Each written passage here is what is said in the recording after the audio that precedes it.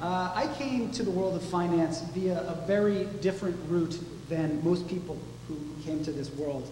My training, as Dr. Rakulia mentioned, is as a counseling psychologist. But I made a discovery 3 years into my doctoral program, and this discovery absolutely changed my life. I discovered that unlike my colleagues in the counseling psychology program, I didn't enjoy working with people who had emotional problems.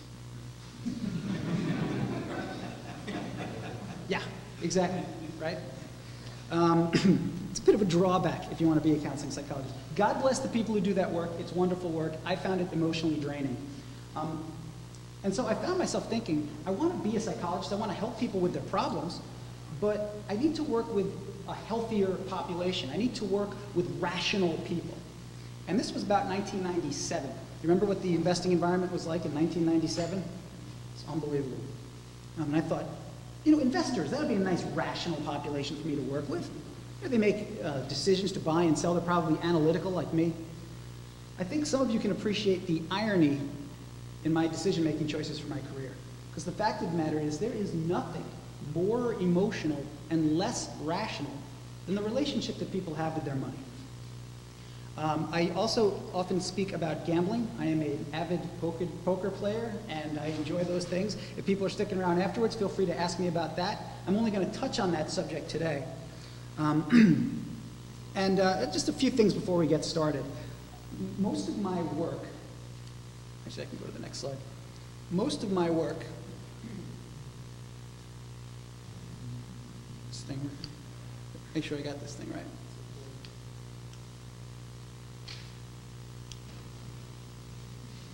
Calling an audible here. All right. Yeah, if you can make that work, that's great. I mean, it's not really important. Most of my work is done with financial advisors. My firm works with all sorts of clients. That's my personal specialty. So what you will notice in this presentation is a lot of what I speak about is actually geared with those people in mind. You know, we just had a nice dinner. It's a little bit past 7:30 at night. I want to make this a rather light presentation. I mean, it's going to be weighty academic material, but hopefully we're going to have some fun with it. It's designed to be interactive. It's designed to be enjoyable, maybe even have a few laughs along the way. Towards that end, I want to engage you in an exercise, a brief warm-up exercise to get your brains working. Basically, it's a rather simple task. I want you to name the color of the letters you see on the subsequent slides. I want you to verbalize the color that you see as quickly and as loudly as you can. Are you ready? Here we go. Slide number 1. All right, that's actually pretty good. I want a little louder, a little faster. Let's roll through it. What color do you see? Red. Nice. Green. Perfect. Yellow. Bingo. Red.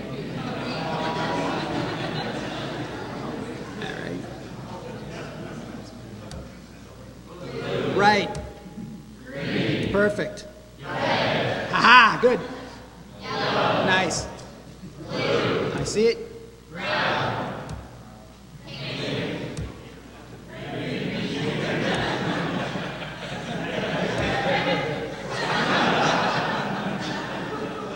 Okay.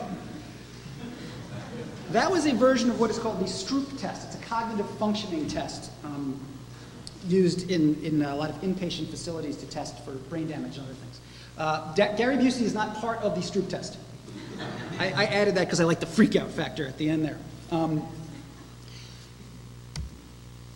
What we just did there, and that exercise is an example of several things. But it all boils down to a concept called neuroplasticity, which is a really fancy way of saying rewiring your brain, making new pathways in your brain.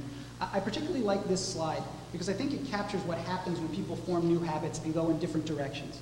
If you wanted to make a path, a new path in nature, you would do it by walking down a certain place where there was no path. And if you walked enough and you continually walked along that path, the grass would wear away, and pretty soon you'd have a way to get from point A to point B.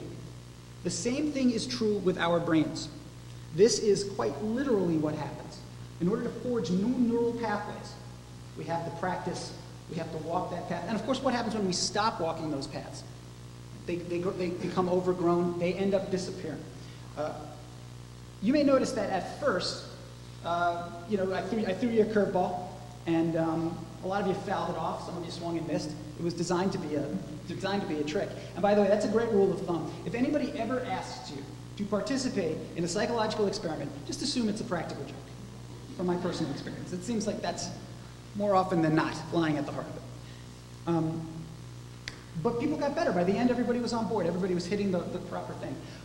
This is relevant to investing for a lot of reasons. When it comes to the way people invest their money, a lot of times people think they're using certain cognitive functions. They're using certain parts of their brain, when in fact, other parts are subverting it and actually getting in the way. The ability to tease these two functions apart, the ability to make sure you're using the right parts of your brain to make your decisions, is absolutely essential to long-term success. Okay. All right, today's agenda. Start off with an intro, a big picture. Do me a favor, raise your hand if you would say you have a working knowledge of what behavioral finance is. Go ahead and raise your hand. Okay. Some of you, not all of you, that's fine. That's my field of study. It's another fancy way of saying investor psychology. We're going to talk about the major investing traps that behavioral finance has identified. We're going to talk about the role of emotions, 3 emotions in particular. Lastly, I'm going to talk about a concept I call investor identity, which lied at the heart of the book that I wrote. And then just a very brief wrap-up. By way of fair warning, I have a lot of video clips. I've always been told whenever you're doing presentations, the ability to insert some multimedia goes a really long way towards keeping people's attentions, keeping things light. So there's going to be a number of video clips along the way, which I wrote. But first, I'd like for you to imagine that I am not merely a geeky psychologist who drove across Pennsylvania to get a good night's sleep. I want you to imagine that what I am is actually a game show host, and we're going to play a version of the old TV game show, Deal or No Deal, and I will tell you why soon after. Who remembers this program? Is it still on the air? Is that still on, actually? Is it really? Okay. It was really hot a while back when I started using it in my presentation. It goes something like this. You get offered a choice. I'd like for you to consider this. Imagine that this is not my computer bag. This is actually stuffed with money. And I'm here to tell you that you, each and every one of you who came out and decided to attend this lecture, is going to get $3,000. Right? Imagine that. You're going to get $3,000. It's already been deposited in your checkbooks, in your checking accounts. It's there. But I'm here and I offer you a gamble, a risk. I say to you, I'll tell you what, I'm going to say there's a 3 out of 4 chance that you can win an incremental $1,000. And you walk away with $4 grand. Here's the thing. There's a 1 in 4 chance that you lose the $3,000 that you already have. Who here would take a risk and risk the $3,000 that they already have? Raise your hand if you would gamble in that situation. You, sir? Okay. 2, 3. Got some gamblers here. All right. Now imagine the reverse scenario, if you will. Imagine that, turns out, it costs you $3,000 to come here and listen to me talk. That money has been drained out of your checking account. It's gone. But I offer you a gamble. I say to you, I'll tell you what, there's a 3 out of 4 chance that you're going to lose the incremental $1,000. Turns out it could cost you $4,000. But here's the good news. You've got a 1 in 4 chance to get yourselves off the hook.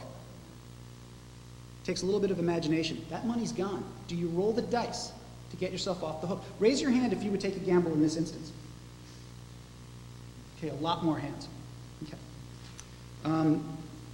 Here is what was found. In that first scenario, 80% of individuals will avoid a risk, right? They've got the money, they're happy. Why risk losing it? Okay? And mathematically, the expected value is the same, so it's an even risk. 80% of people avoid it. But in that second scenario, 90% of people will take the risk. They'll seek out the risk in an effort to not have to lose that money. There are implications for this, and it turned the world of economics on its ear. The person who designed this study, one of them, is a man named Daniel Kahneman. In 2002, he won the Nobel Prize for Economics. He is a psychologist. He's never taken an economics course in his life, but his discoveries that led to a very fundamental thing in behavioral finance earned him that prize. Essentially, what he was able to demonstrate is that traditional economics are based on false assumptions of human nature, right? Original economics, you name it, they tend to believe that most people are going to behave like this man here. That's Mr. Spock. He is a Vulcan. He is completely rational. right? He knows that a dollar is worth a dollar, and he will treat that dollar consistently across situations. In fact, people invest their money much more like this man. Money decisions are much more emotional. Even sometimes when your head's telling you to do one thing, if your gut's telling you to do something else, the gut's going to win out. And of course, in times of abject panic and times when things get really emotional, people tend to invest like this man. I shouldn't pick on Scotty. He was the glue, quite frankly. Raise your hand if you watch Star Trek. Okay, you people know what I'm talking about.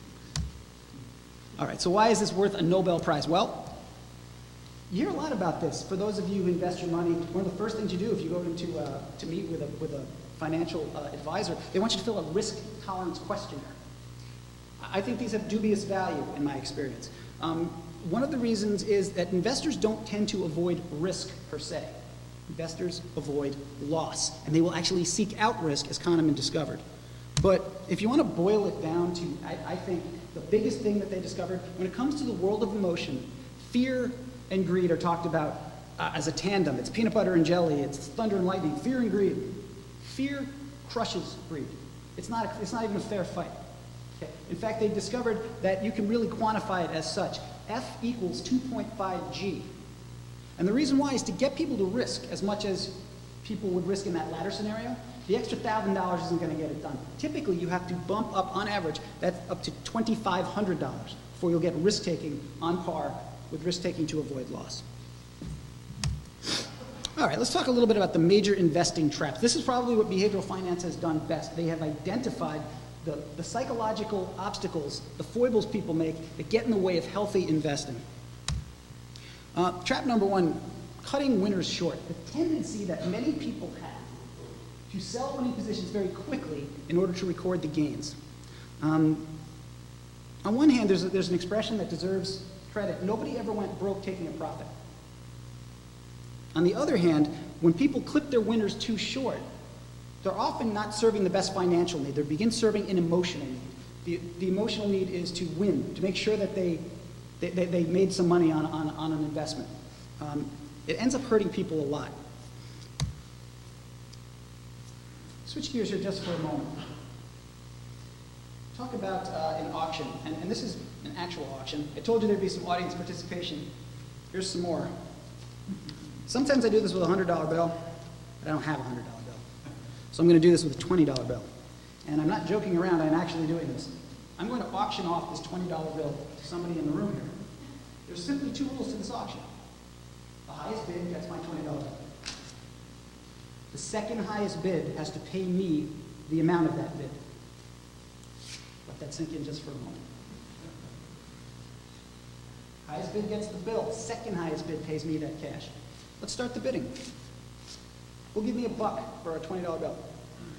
This gentleman, we got a dollar to the man in the front row. Who will give me $2? Who will give me $2? $2 to the gentleman who raised his hand right there. We got $2 to you, sir. $2 for a $20 bill. Going once. Go. I'm going to give you $3. Let's bump it up a little bit. Who's willing to give $5 for a $20 bill? You, sir, in the blue shirt, I saw you first. My apologies to the man next to you. Who will give me $7 for the $5 bill? Quick draw McGraw over here, $7 to you, sir. $7 for a $20 bill. Who wants to beat that? $8 to you. $8 to you. $8 to the man in the tie. $9 to the gentleman. $10 to this gentleman. We're up to $10. $11 back to that young man. The bid is $11 to you, sir. Do I hear 12? Do I hear $12 for my $20? $12 to you, okay. Who wants to go 13? 13 to that gentleman right there. The bid is 13 for a $20 bill. That's good value. 14 to this man right here. $14 to you. The bid is up to $14. Going up. $15 to that man. $15. Do I hear 16? 16 to you, sir. 16 to that man. 17. 18. Oh, he waved it off. $18 to this gentleman right here. $18 for a $20 bill. Going once. Going twice. Sold to that man. Paid 90 cents on the dollar for a $20 bill.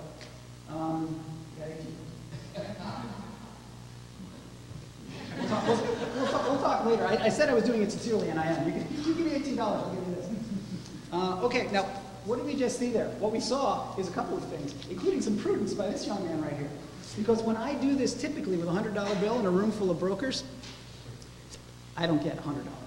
I get 105, 110, 115, 120. And of course, if I told anybody walking into that room, somebody in this room is going to pay me 120 bucks for a $100 bill, they'd all go, who in the right mind would ever do that? Happens all the time. And part of the reason why is loss aversion. And also, I would maintain not always thinking through an investment ahead of time. Having a plan is absolutely crucial, one that anticipates the coming circumstances, right? I want to talk a little bit more about clinging to losing positions. It's trap number 2, clinging to losers, the tendency to weigh down your portfolio by holding on to losing positions for extended period of times. One of my central theses is this, that people don't merely invest for financial reasons, they invest for emotional reasons, right? Clinging to losers is an absolute example of that. There's a phenomenon that the behavioral finance types call break-even-itis. And you may have felt this in some of your investing. Raise your hand if you have some money in the stock market and sort of follow it and kind of know what's going on with your portfolios. Okay. Do me a favor, students in the room, St. Vincent students, raise your hand if you have ever bought and sold equities positions, stocks. Okay. Some of you? Okay. Break-even-itis, it's one of the just wanting it to get back what you paid for it and not being able to let go of a position until it gets back to that point. I have a little video. One of the central things that happens is something called the confirmation bias.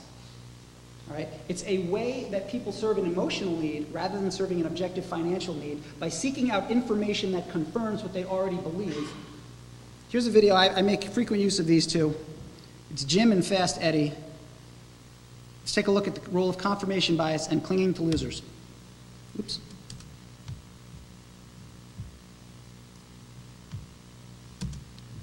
Where are we? Hi, Jim. Hi, Eddie. Say, I heard about that earnings announcement for Green Nano Cybertech Corporation. It's a good thing you hit your stop loss before that conference call today. That was a nightmare. Eddie, please tell me that you got stopped out before that conference call today. Well, that stop loss was always more of a suggestion than anything else. So you still own Green Nano Cybertech. I have 25K still invested, and I've decided to take a more long-term approach. I'm going to write this thing out. Eddie, I listened to that conference call too. They said they would no longer provide guidance going forward. It was a distraction, and they said that their margins were getting squeezed. Not squeezed. Constricted. There's a difference. They also mentioned that they were losing market share to a host of new competitors. Competition brings out the best in people. And they also say that they were recalling their latest product because it caused fires, even at a dangerous level of radiation. And somehow caused a rare form of adult onset scoliosis that scientists did not previously know even existed. They mentioned a couple of glitches. And near the end, the CEO announced that he would be starting a brand new reality series in which he sailed his 100-foot yacht around the world, using only a crew of Las Vegas strippers. The man is an eccentric. Most geniuses are. So let me see if I understand your position. Green Nano Cybertech Corporation was never intended to be a long-term investment. They had more red flags than the Communist Party parade. The person in charge would rather start in the erotic adventures of Ferdinand Magellan than actually fix the problems. You still want to keep your money invested. Well, it does help diversify my portfolio. If your other positions are quality companies, I suppose owning a giant piece of crap is a form of diversification. Good, Jim. This company is truly visionary, and it's already down too far to sell. I don't really have a choice at this point. You could choose to admit that you made a mistake. Have you said anything about making a mistake? Okay. That's the role of the confirmation bias.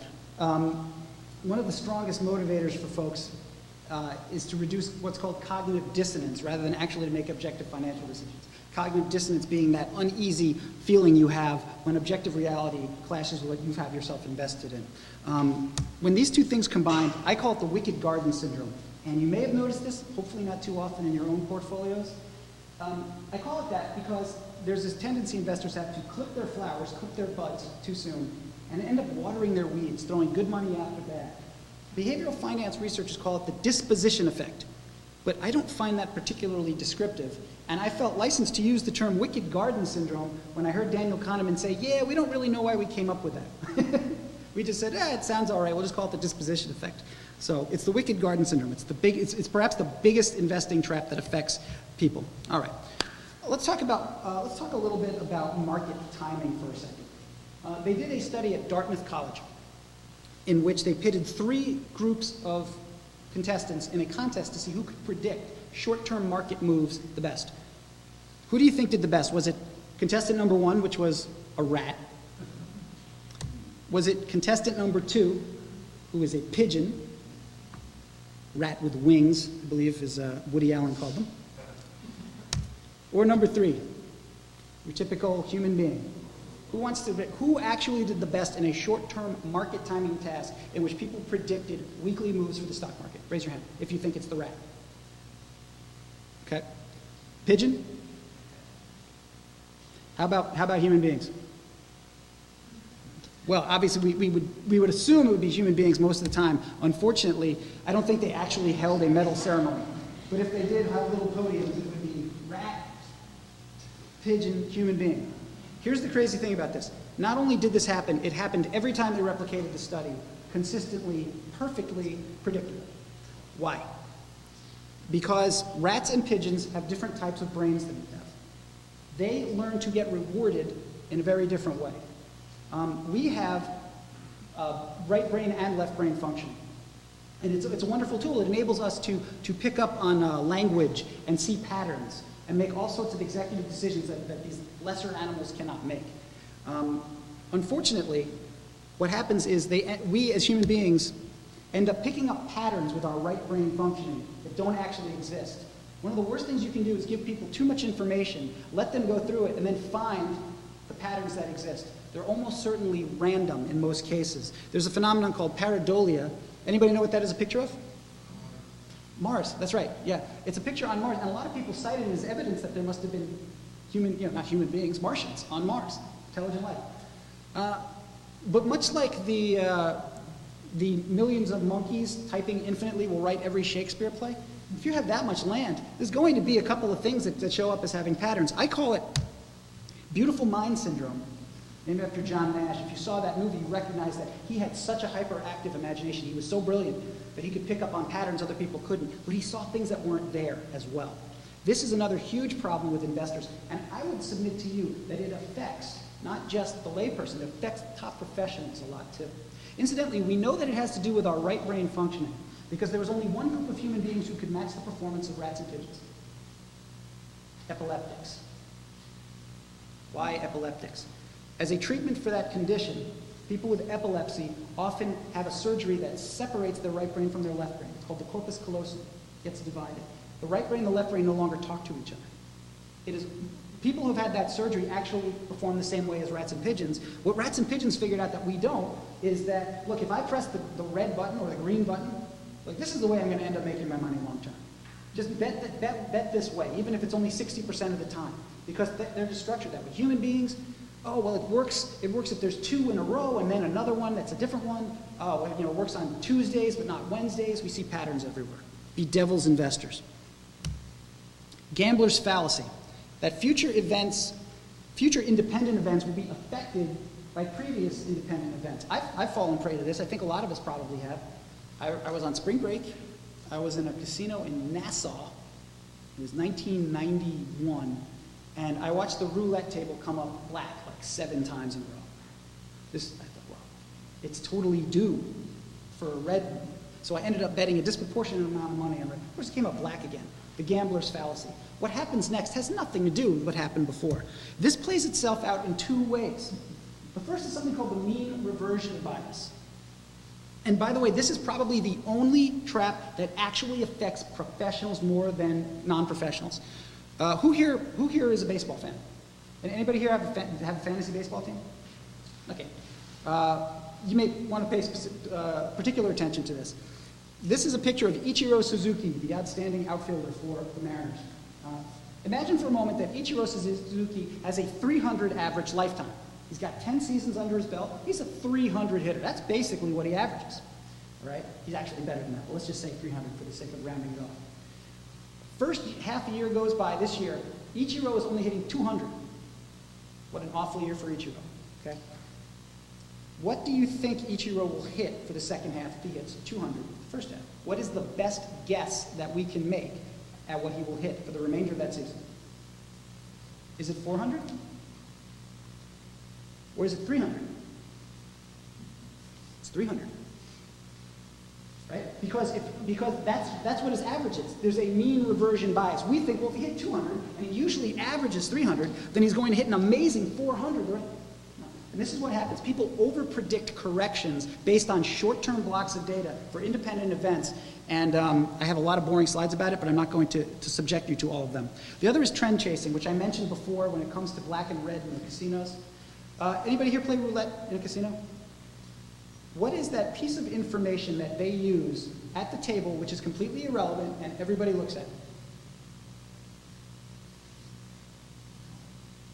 Go ahead. The past numbers. They got a little board there. It tells you all the past numbers. You know, the red, the black, all the different numbers, even, odd, all this information. The green. There is nothing more useless than that board. There's absolutely nothing. They might as well just say random numbers on Pittsburgh Steelers jerseys. That ought to be what they show. They will have every bit as much relevant. And yet people look to that board. We can't help ourselves. It's trend chasing. The ability to recognize that in our investing. Absolutely huge. The gambler's fallacy. The probability of an alteration in a sequence of, let's call them coin flips. It's actually 0.5. Studies show that most people will estimate it to be about 0.7. All right. Lottery tickets, mutual funds, and real estates. I went to a station that's called A+.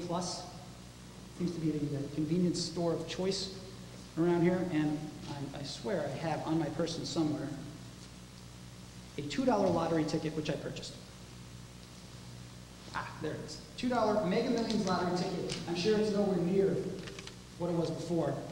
But this is an honest-to-goodness, valid $2 ticket. I'm asking in this room right now, who would give me $2 for this ticket? Just to buy it? You would? Okay. You would too. Who would give me, only two people raise their hand. What about $1? That's pretty good. It's a $2 ticket. Who would give me $1 for a $2 lottery ticket? Okay, more of you. All right, what if I just said, if you have a nickel, give me a nickel and I'll give you a $2 lottery ticket. Who'd be willing to part with a nickel in order to get $2 back? Oh. Barring moral prohibitions against gambling, I would submit to you that that is as good a deal as ever, and you should just go ahead and take it. But let's imagine for a moment that it's a little bit different. Imagine that you all got lottery tickets, $2 lottery tickets. Traditional economics says that for all of you who would pay me a nickel and not a cent more, you value a lottery ticket at 5 cents. Would you ever, in your life, give me a $2 lottery ticket for 5 cents because that's all it's worth for you? Would you let me buy those for a nickel from you? Of course not. Of course not, right? I call it emotional arbitrage. It's emotional arbitrage. It's a sense of ownership.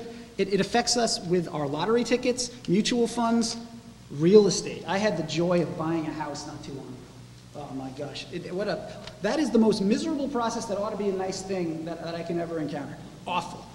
Now, those people who are demanding this higher price, they're not merely greedy people trying to jip you out of some extra money. They truly believe their houses are worth more because of the endowment effect. They say, well, it's worth X dollars. I mean, this person's only willing to pay this. That's what studies show. By the way, the average price people are willing to pay for a $2 lottery ticket in studies is $1.25. The average price a person is willing to part with their $2 lottery ticket is $3.50. Think about that. All right? In fact, in these studies, when they introduced elements of choice, they got up to as high as $50 with somebody. The person literally, it was a study done in Holland. The person's in the research lab, he's like, no. They're like, all right, well, how about $40 for your $2? No. They got all the way up to 50 before the guy would part with it. That's crazy, right? But we make an emotional investment in what we buy, much more than a financial investment. That emotional investment is the bulk of ourselves that we put into it. When people choose, it's strongest. I did a lot of work studying the gambling industry. Nobody understands and exploits human nature better than the gambling industry. Oh my goodness, they have every trick in the book to separate you from your money. I'm not against gambling. If you enjoy it and it's fun, that's fine. If you can keep it under control, it's important. But absolutely, that's what they did with the lottery system. In New York State, where I'm from, 1978, they introduced the lottery system. Sluggish sales, not a big winner. Let people pick their numbers. It quintupled. Lottery tickets quintupled when they let people pick their own numbers. By the way, I swear, I think that's a trap. I mean, can you imagine if you always played the same numbers? I would never, ever do that. Why? Because there'll be some day when you're not really watching too closely and all of a sudden the numbers go by on the screen. You didn't buy your lottery ticket that day and your numbers popped up. Oh my gosh, what a horrible, sickening feeling. New York State knows this, which is why they let you subscribe to your own numbers. The endowment effect. It is the tendency to overvalue what we own versus what we do not own. It is closely related to something called the status quo bias. I'm not sure why investment professionals felt the need to rename inertia the status quo bias, but it's inertia. It's just another way of saying financial inertia. Here's another one about clinging relationships. People have relationships with their money. Sometimes they mirror the way they have personal relationships. Here's another example of over-attachment. And this spells it out pretty well. There we go. Let's go back to see Jim and Eddie here. Why do you keep saying I should read the book, Market Site? Because it will help you make better investing decisions. I don't see why I need help. Eddie, you have an investing problem. You get so attached to your stocks that you can never bring yourself to sell them. And so you end up staying with them too long and getting hurt. I believe in buy and hold. What's so wrong with that? You don't just buy and hold. You buy and play. I do not cling to my stocks. Eddie, you cling like a Velcro koala bear with separation anxiety. You are a little clinger. Static electricity is jealous of your ability to play. What is wrong with holding stocks for the long term? Nothing. But it depends on the stock. Think of it this way. Stock relationships are like romantic relationships. Some are just bad, and you need to get out right away. Some are good, but they eventually run their course. There are precious few that you want to be with for the rest of your life, but they have to be very special. Why are you telling me this? Because you treat all relationships like they're meant to last forever. You never consider the conditions that would cause you to end the relationship. Since you can never break with your stocks, they are forced to break up with you. It's not just stocks. The same thing happened with you with Kathy. Not true. Kathy didn't dump you. She had to relocate for work. To the island of Tahiti. Yes, Tahiti. Eddie, she's an accountant, and a damn good one. For an office furniture company. Right. What is your point? Just go to marketsite.com. Please. Okay. Our little friends. All right, the short-term bias. Now, actually, from a psychological perspective, I believe this is probably the most insidious of the biases that trap people. And the problem with it is that it is the price we pay for being human and being awake. It is the tendency to allow short-term circumstances to affect our long-term plans, drawing us into a short-term bias, narrow framing. It is constant, literally constant. It is unconscious, and it is immune to data. It always happens without our realizing it. Getting drawn in too close to things, getting too emotional, as opposed to being able to step back. I'm going to give you an example of the short-term bias, a well-known one, and it just shows you how, A, you can't help yourself, and B, all the data in the world won't help you prevent this from happening. Let's see this here. All right. Let's see here. There we go. Famous scene here.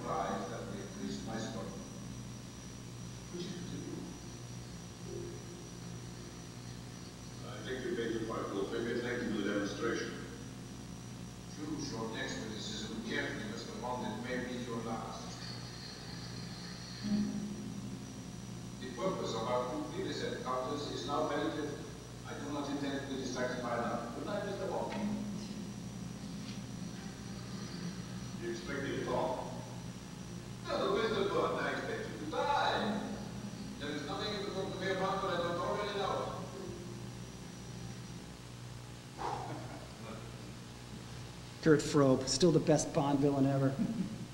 He's also in The Longest Day. Great actor.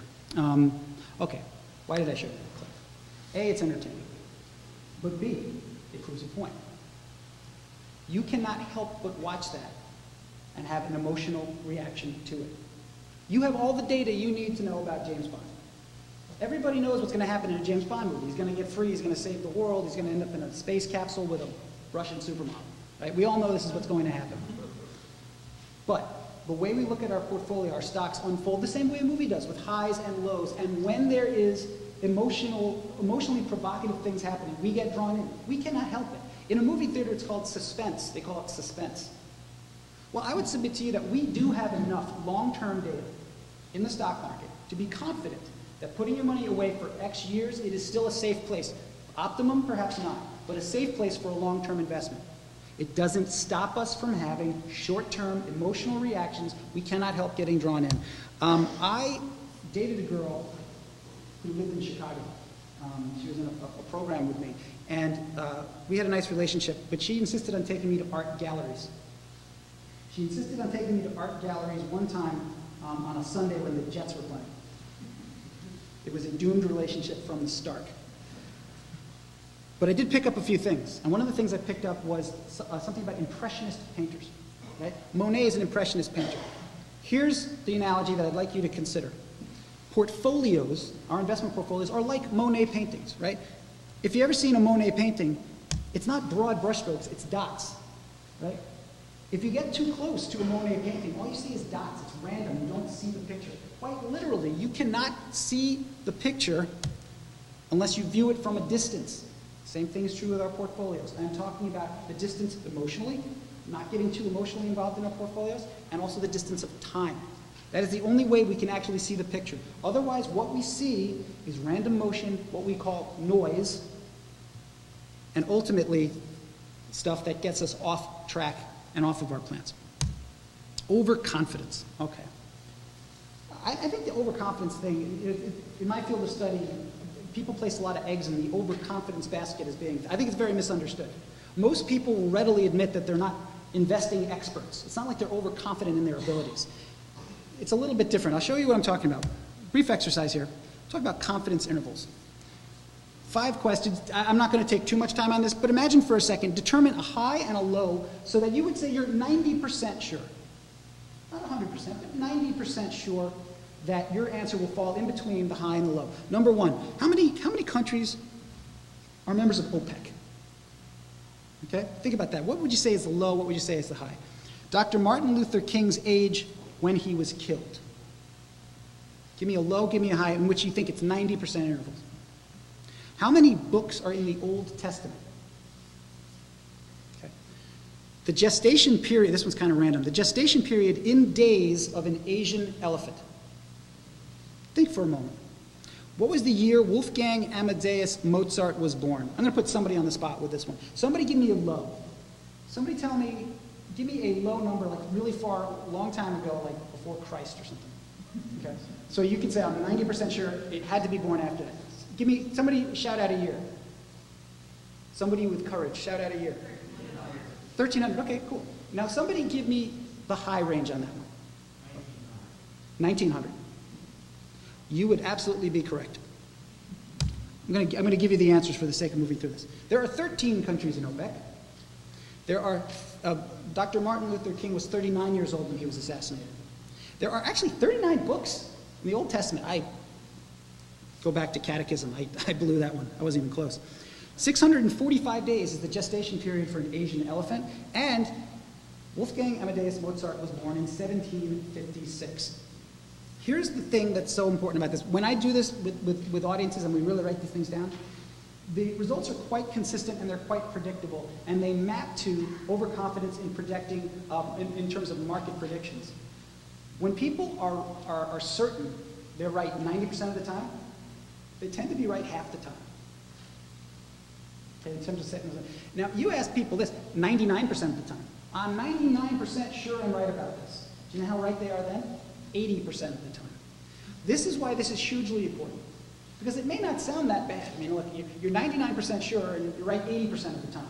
Well, if you're right only 80% of the time, that means 1 out of every 5 years, your market prediction is way off. And if you are investing with that 99% confidence, which is basically as close as you can get to saying you're totally sure, bad things happen. And this is a very, very consistent finding, and it affects people's predictions for market, and professionals too. Professionals are frankly no better at this. If so, only slightly better. Okay, the last trap, herding. It's the tendency to interpret the best course of action to be what you're seeing the most people doing. Okay? We really can't help it. Herding is often called something else. This is the last one with these two. And quite frankly, it forms really the crux of the book I wrote, and part of the reason why I wrote it. I am not trying to be cute or flippant when I suggest to you that this is precisely what drives most people's investing. I'm going to go back here. All right, this thing doesn't need... There we go.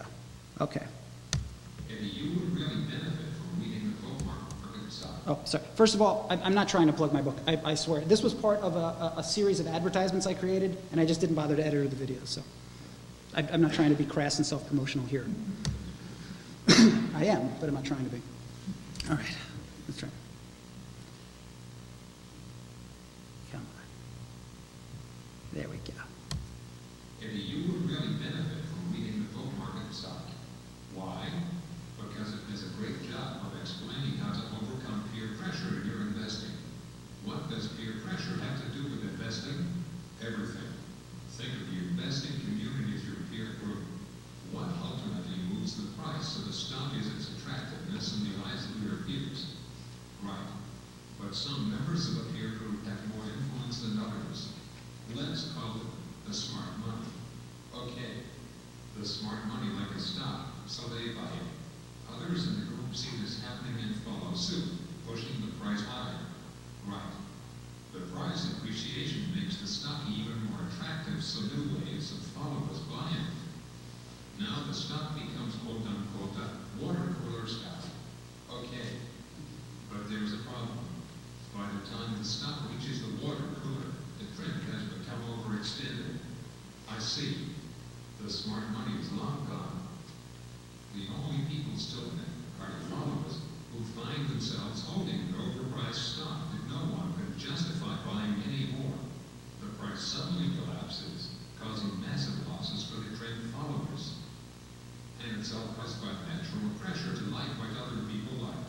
So you see, the market is quite literally peer pressure. So you were saying the stock market is like junior high? Yes. And I'm like a follower doing what the cool kids are doing. Exactly. I hope you are not implying that I was uncool in junior high. That was not my intention, because I was very cool in junior high. I was respected for my intelligence and wisdom. Those are very admirable qualities. My points in charisma were off the charts. Points in charisma. Wait, what? And I am like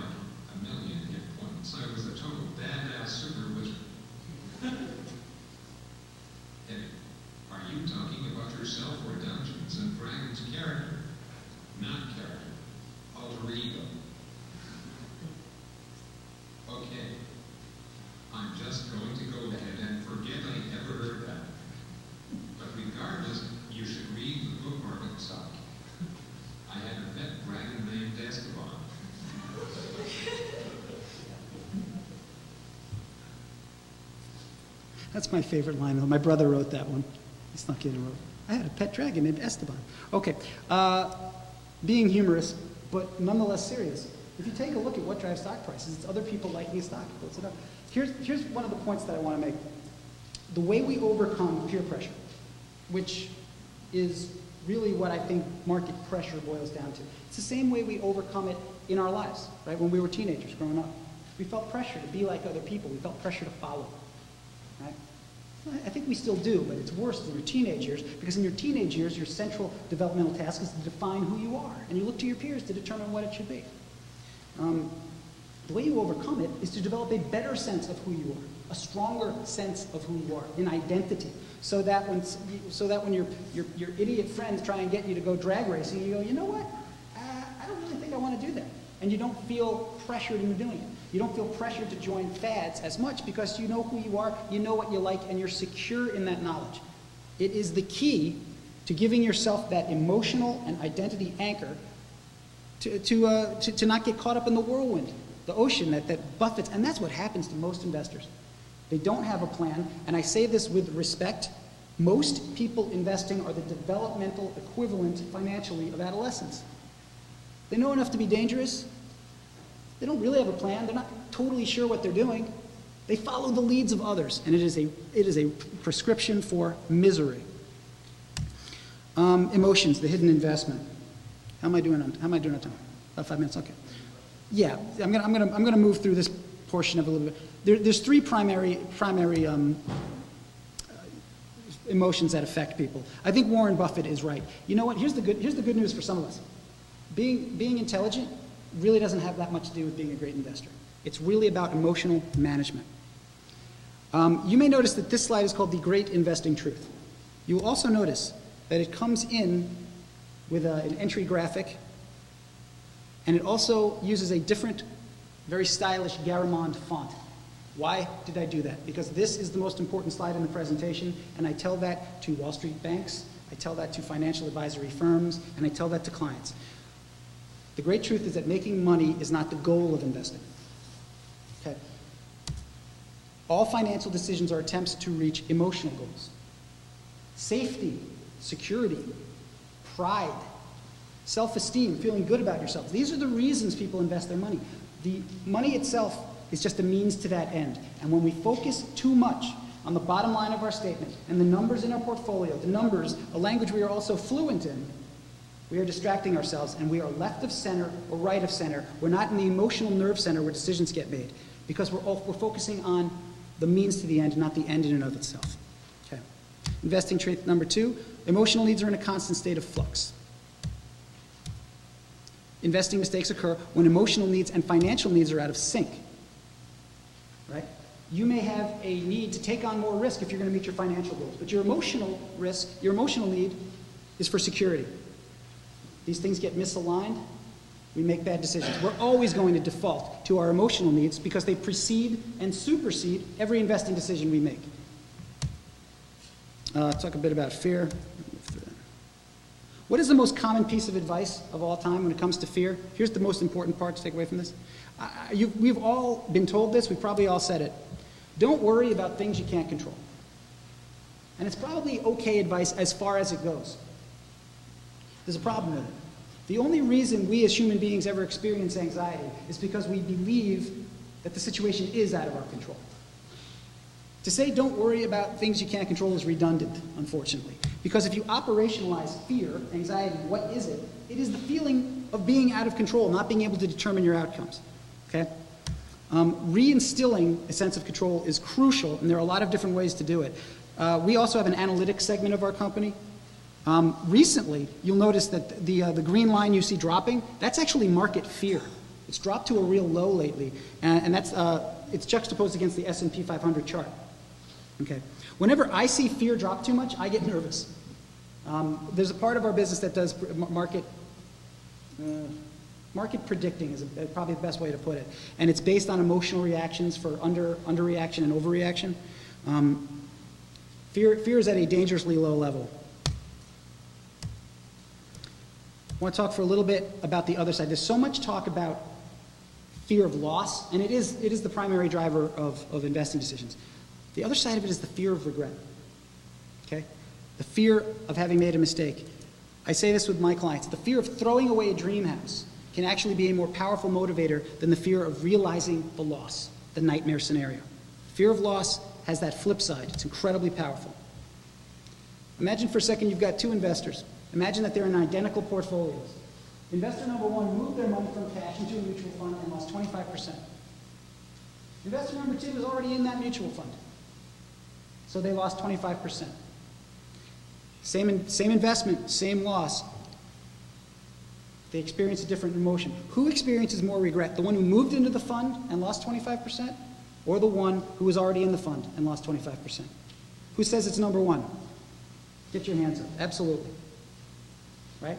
3 out of 4 times studies show that person experiences more regret, because there is regret associated with taking actions when you have a short-term horizon. This is a quick one. The long-term nature of regret.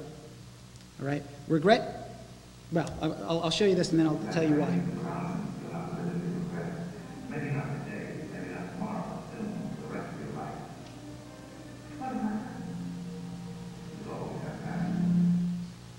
When I work with financial advisors and I try and help them to get emotional leverage with their clients, to help their clients make better decisions because they are experiencing fear in the short term and can't take on any risk, I show them this clip.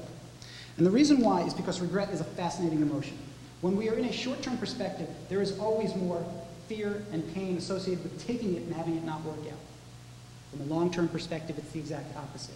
We know this intuitively. Think for a moment, not about your investing portfolio. Think for a moment back to when you were, I don't know, call it 16 years old. But you're 16-year-old. You're at a high school dance. And there's somebody you really, really wanted to ask to dance with you at that dance. Let's just say, for the sake of argument, her name is, I don't know, Ann Donovan. And maybe you were an awkward youth who wore spectacles and was of below average height. This prospect was very daunting to you. And you got halfway across the dance floor thinking, I'm going to do it. I'm going to ask this person to dance. Girl, boy, it doesn't matter. Whichever one is your person. But then all of a sudden you realize, well, what if she says no? What if her friends laugh at me? What if she laughs at me? Oh my gosh, I can't, what am I doing? So you make a U-turn. You go back and you become a wallflower with your buddies for the rest of the night. And your left brain analyzes the data, and your right brain comes up with a whole bunch of explanations on why that was a really good idea. Because the crushing immediacy, the crushing sense of, oh my God, taking action that doesn't work out is intense short term. You will regret it. But whoever in their lives looked back to when they were 16 years old and said, boy, am I glad I didn't ask Ann Donovan to dance. Yeah, that was a good decision. Nobody. This is the emotional leverage we need to create. I always recommend working with a professional. We need to give ourselves that long-term perspective. Otherwise, well, talk a little bit about anger. I saw this slide, and in this slide, I got it online, and there was a caption. And whoever wrote this caption was a jerk, because the caption on this slide said, funniest chart ever. Folks, this isn't funny. This is horrible. Seriously horrible. If you take a look at those red lines indicate outflows from mutual funds, equities. That black line that's trending up, that represents the stock market performance. Two ships going in the wrong direction. It is so predictable. That's why I get worried when I don't see enough fear. All right? This is horrible. This is what happens to investors. Okay? Anger. I live in New York City. Up until 2 months ago, I was in Manhattan. Let me tell you something. This time it really is different. There is a level of anger about investing and about faith in the government for doing the right thing, faith in the words of CEOs. Anybody see that email by Greg Smith on Goldman Sachs? Wow. Anger, we chart this sort of thing. This is a rather long chart. I haven't updated it in the past few weeks, but I can tell you it's probably even spiked more. Anger is at an all-time high. Fear is low. What are the implications of this? Well, let's take a look at what anger is when it comes to investing. Anger is a secondary emotion. Anger is nothing but a coping reaction to pain. Nobody experiences anger first. They experience anger after they experience a threat or they experience some pain. It's a way we deal with things. It also leads to very poorly thought out, very impulsive actions, much more than other emotions. Anger will cause you to do things. We know this, right, from our personal lives. Keys to dealing with investing anger. 1, buy yourself some time. Take a walk around the block. Don't press the button. Find ways to give yourself time. Vent the anger in a healthy way, and then last, find a way to deal with that pain underneath which is causing it. I like to think of it this way. I think it's a very apt analogy. If you're like me, if you're like most investors, and you've been in the markets, 2008 hit you pretty darn hard, and I'll tell you what, there was no place to run. Okay? Investors have suffered wounds, financial wounds. When you suffer a wound to your finances, it's the same thing that happens if you cut yourself. Literally, a cut to your finances is like a cut to your body. First thing you do, stop the bleeding. Stop the bleeding. Just make it stop. Okay?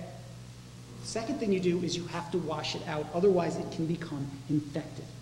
Angry investors who are still ticked off about what happened to them have not cleaned out the emotional wounds and are at risk for impulsive, anger-driven decisions that are usually very black and white, all or nothing. It's like people swear off the market like I swore off tequila. Impulsively, without thinking about it, and right? This is what happens. People make these very, very stark decisions one way or the other, and it's pretty hard to get yourself out of those decisions once you've made it. This is my business partner, Dr. Peterson, has a quote. I love it. It's so true. All emotions linger until they are actively discharged. So if you're one of those people who suffered those losses, you have to find a way to work through it, experience it, bring the pain to the surface, then you can have a healthy relationship with your money again. All right.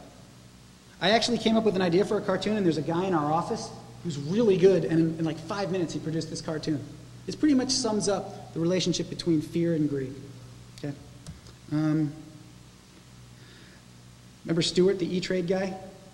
Back in 1998, when everybody was making money, he was the office slacker who. I'll just play the very beginning of it to give you a flavor of it. It's unbelievable. This was 1998. They didn't bring Stewart after the bubble burst in 2001. All right, well, forget Stewart. The message in 2008. I actually really like this ad campaign, but there's a problem with it. A lot of people are too young to invest in markets, and you don't worry about it. I just look, and be easy trades. Check it, click.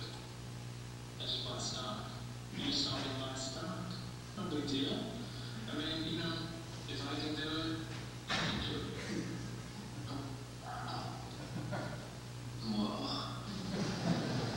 They've got a new voice. I don't think it's as good as the old voice. What's the message to investors here? It's easy and it's fun and you can make all sorts of money. They use an infant in the commercials and it's cute. I mean, I get a kick out of it, right? There's no wonder investors are so angry. They were sold a bill of goods, all right? We have an index for a lot of things at MarketSec. We have a trust and liking index. It's pretty low. Trust is all but gone out of the market. It's one of the biggest things I have. I can't speak by name with who my clients are, but rebuilding trust is one of the main things we're doing with them now, with their clients. All right. When it comes to working with greed, here's the most important thing. If you cannot articulate the best argument against making a trade, then you are not ready to make that trade. All right? People, it's just natural to get caught up in the mania of the markets, and frankly, I think there's been a lot of that, happening not too long ago. You have to be willing and able to invite the other side in. It's one of the hardest things. When I work with fund companies and there's a team managing a portfolio, one of the things you have to do most is to create an environment in which people feel comfortable disagreeing, criticizing, taking the devil's advocate. Otherwise, those are the ones who don't do that are the ones who underperform. All right. Having a sense of balance, anticipating what's going to happen, emotionally preparing yourself is very important. Here's a concept I like. I'd like you to take it with you, at least in theory. I call it a financial stress management plan. It's basically anticipating during bad times what you're going to do with your money, so when those bad times come, the fear doesn't turn to panic. In fact, fear's bad enough, but fear is an anticipatory emotion. When we are afraid, we're afraid something's going to happen to us.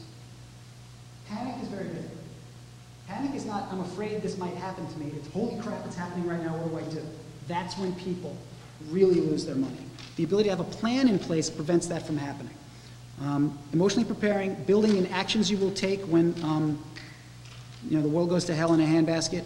Identifying the opportunities that you believe will be there, because there are many. And then lastly, involving somebody else. Okay. All right. I've got a lot of methods. If people want to learn more about them, you can go to my website. All of these things are contained in the book as well. I'm going to leave you with a couple of quick thoughts on how we defend against this. I like to say that getting in good financial shape is very much like getting into good physical shape. If you wanted to go on a diet and get in a better physical shape, there's lots of different plans you could pick. If you go to Barnes & Noble, or do they still have bookstores like Barnes & Noble anymore? They closed 5 of them in Westchester County, New York. I hope they still have them. E-books, can't stand them. If you go to a bookstore and you take a look at the shelves, there's literally dozens and dozens of diet books, right, that you could choose. And you want to know what makes it really complicated? Basically, any of them would work. If your goal is to lose weight and to get in better shape, any of those books will work. They're all perfectly good unless they're quacks. But what makes the right one for you? The right plan for you, whether it's financial or whether it's physical, is not whether or not the plan would work for you if you did it. They all work. The right plan for you is the one you can best do, right? That gets at my point about investor identity. Peer pressure is what causes people to lose their money, although we don't tend to think of it that way. Here's how you build your investor identity. Goals. Determine why you are doing this. What are your life goals? Not just your financial goals. I want X dollars. That's fine. But that's going to have to translate into something in your life that's going to have meaning. Do the extra work, translate it. Goals are vital. Motivations, right? The emotional motivations that underlie your financial decisions. When you are able to tap into them, you are able to recognize what it is that's truly driving your investor behavior. You will be probably surprised at the extent to which it is not merely making money. It's the feelings you get around making money and the feelings you're trying to avoid. Strengths. What are you good at? Everybody has different strengths. Okay? When you are able to identify what you are good at, you're in a much better position. And weaknesses. Where are you vulnerable?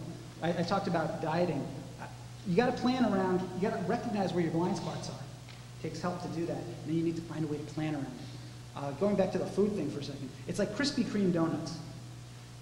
Great donuts, really lousy stock. Lost some money in that one. Krispy Kreme donuts, here's how you have to plan around it. There was one on 72nd Street in New York on the Upper West Side where I lived. And what I realized was that if I went in there and bought a donut, one donut was insufficient.